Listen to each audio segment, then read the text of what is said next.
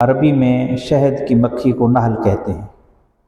اس سورت کی آیت نمبر 68 میں اللہ تعالیٰ نے شہد کی مکھی کا ذکر فرمایا۔ اس مناسبت سے اس سورت کا نام سورہ نحل رکھا گیا۔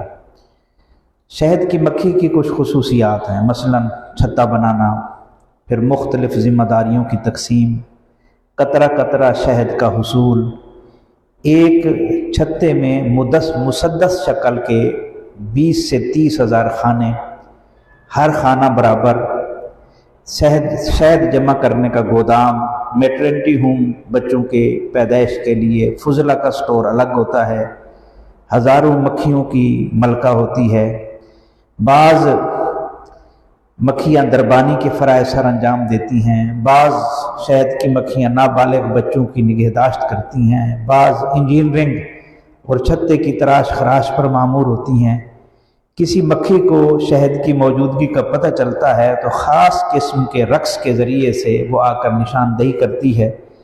جس پھول کو مکھی نچوڑ لیتی ہے اس پر خاص قسم کا نشان چھوڑ آتی ہے تاکہ بعد میں آنے والی مکھی کا وقت ضائع نہ ہو۔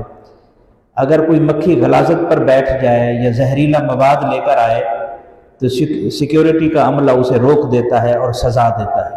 یہ پورے کا پورا نظام ہے اس کے اندر۔ اللہ نے ارشاد فرمایا شہد میں شفا بھی ہے اور غور و فکر کرنے والوں کے لیے نشانی بھی۔ یخرج من بطونہا شراب مختلف الوانہ، شہد کی مکھی کے پیٹ سے وہ مشروب نکلتا ہے جس کے رنگ مختلف ہوتے ہیں۔ فیہ شفاء للناس، جس میں لوگوں کے لیے شفا ہے۔ ان فی ذلک لآیۃ